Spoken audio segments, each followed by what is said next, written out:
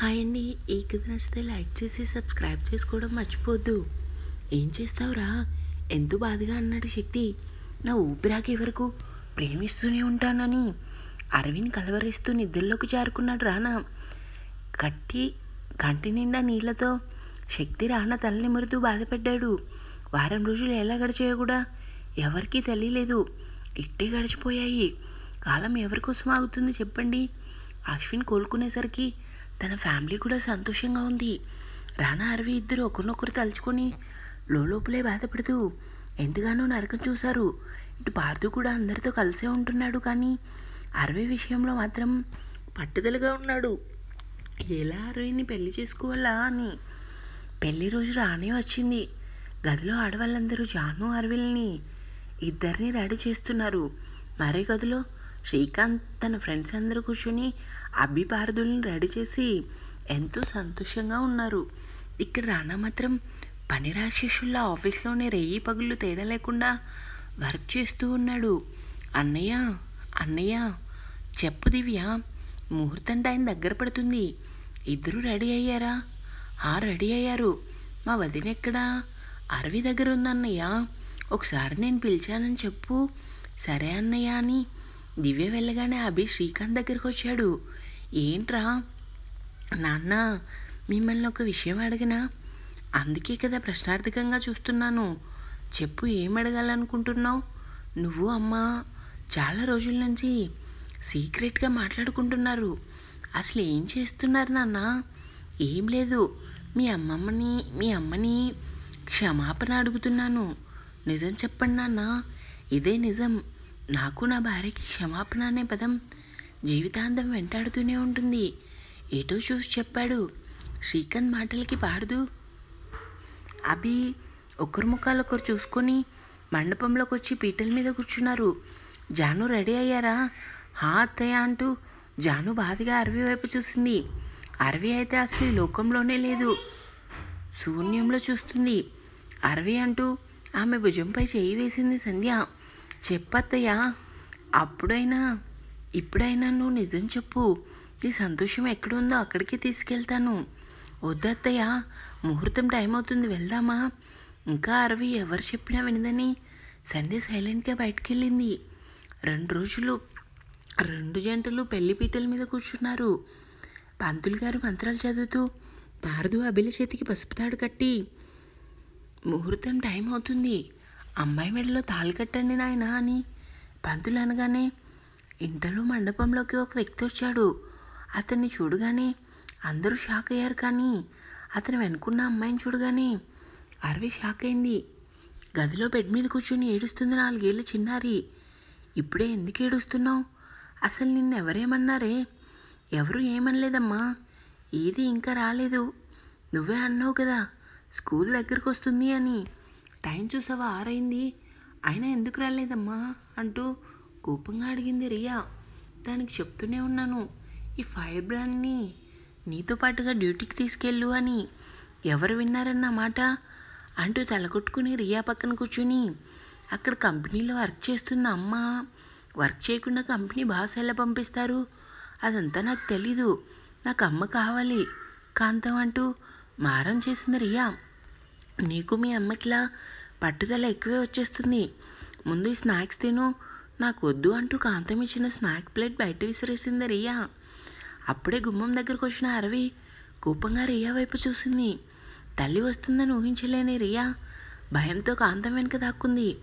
అమ్మ వచ్చావా? రా, పాప మీకోసమే ఏడుస్తుంది. సారీ కాంతం, ఈరోజు నా ఆఫీస్లో వర్క్ ఎక్కువగా ఉండి ఫాస్ట్గా రాలేకపోయాను. బాగా విసిగించిందా? లేదమ్మా, మీకోసమే ఏడుస్తుంది. బ్యాగ్లో ఉన్న డబ్బులు తీసి, సారీ కాంతం, శాలరీ ఈరోజే ఇచ్చారు, లేట్గా ఇచ్చానని ఏమనుకు, తీసుకో. అయ్యో వద్దమ్మా, తీసుకో కాంతం, నీకు మాత్రం ఎలా వస్తాయి అని బలవంతంగా కాంతం చేతిలో డబ్బులు పెట్టి, మళ్ళీ ఎప్పుడు వస్తావు కాంతం? రేపు ఆదివారం కదమ్మా, రేపు పెద్దమ్మాయి ఊరు నుంచి వస్తుంది, సోమవారం వస్తానమ్మా. సరే కాంతం, జాగ్రత్తగా వెళ్ళు. సరే అమ్మా అని కాంతం వెళ్ళగానే అరవి డోర్ లాకేసి 2 చేతులు కట్టుకుని కోపంగా వెనక్కి తిరిగింది. రియా భయంగా ముందుకొచ్చి, నాకు కోపం వస్తుందమ్మా, ఎప్పుడు స్కూల్కి రావు, రోజు కాంతం వస్తుంది, నాకు ఏడుపు వస్తుంది తెలుసా అంటూ కోపంగా చూసింది రియా.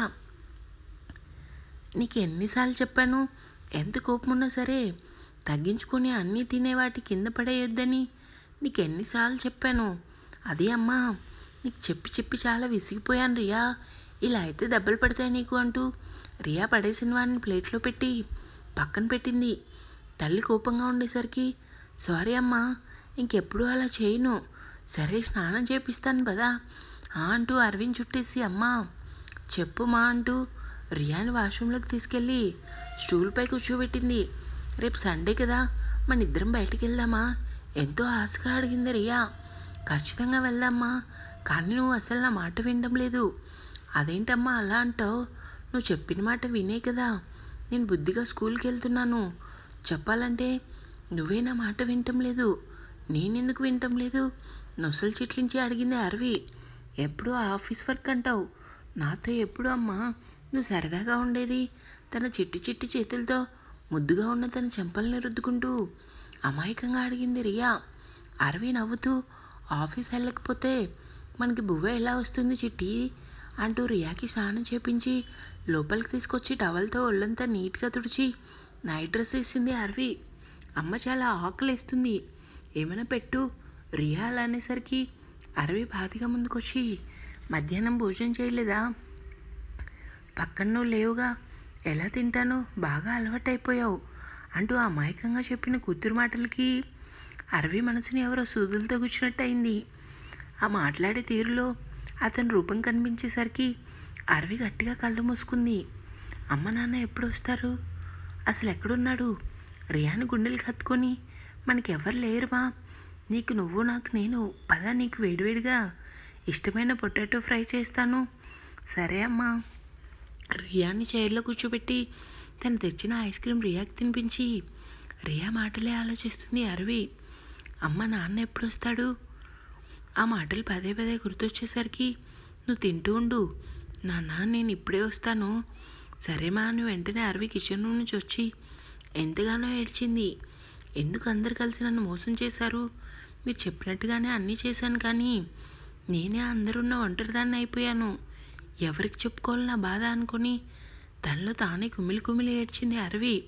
జిమ్ చేసి వచ్చిన పార్దు వాష్రూమ్కి వెళ్ళి స్నానం చేసి బయటకు వచ్చాడు. అప్పటికే అతని కోసం రెడీ వేడివేడి సెగలు కక్కుతూ కాఫీ కప్ పట్టుకొని గుమ్మం దగ్గర నిలబడింది. ఆమె అతని లోపలికి ఎప్పుడు పిలుస్తాడన్న ఆశ. చాలా రోజుల నుంచి ఆ ఆశతోనే అతను ఎంత బాధ పెట్టినా అవమానించినా మౌనంగా భరిస్తూ వస్తుంది ప్రియాంక. తను వాష్రూమ్ నుండి బయటకు వచ్చేసరికి ఆమె కాఫీతో రెడీగా ఉంటుందని అతనికి తెలుసు. మనిషికో మాట, గొడ్డుకో దెబ్బ ఎందుకు, రోజు నా చేత తిట్లు తినడం నీ నీడని కూడా సహించలేను, అలాంటిది నువ్వు ఇచ్చిన కాఫీ ఎలా తాగుతాను, ప్లీజ్ పొద్దు పొద్దున్నే నీ దరిద్రమోహం చూపించుకు, గెట్ అవుట్. అతని మాటలు మెల్లగా వచ్చినా ఆమె చెవి మాత్రం అవి గట్టి అరుపుల్లా వినిపించాయి. నేను మీతో ఒక విషయం చెప్పాలి, చెప్పడానికి ఏం లేదు.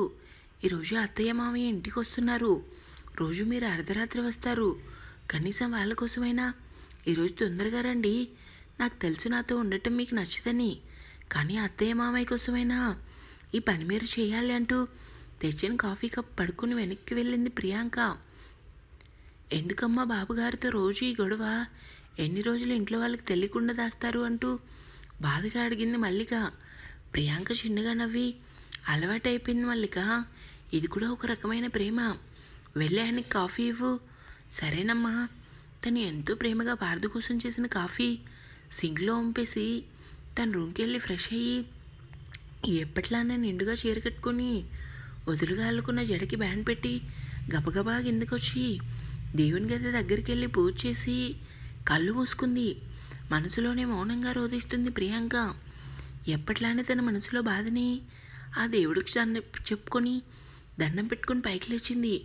అప్పటికే రెడీ అయ్యి ఫాస్ట్గా స్టెప్స్ దిగుతున్నాడు పార్దు. అతని ముఖంలో ఎక్కడలేని కోపం.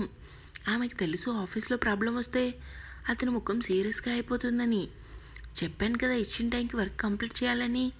షటప్, ఇంకొక మాట మాట్లాడితే ఏం చేస్తానో నాకే తెలియదంటూ ఫోన్ కట్ చేసి కోపంగా ఎదురుగా ఉన్న గ్లాస్ టేబుల్కి చేతితో పగలగొట్టాడు పార్దు. భయంతో ఎప్పట్లానే ఒక అడుగు వెనక్కి వేసింది ప్రియాంక.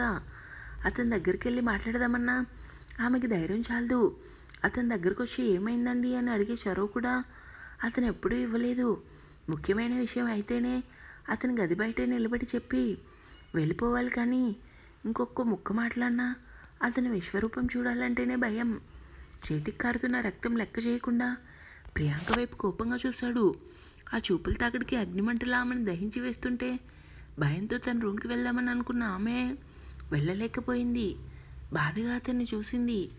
ఏవండి?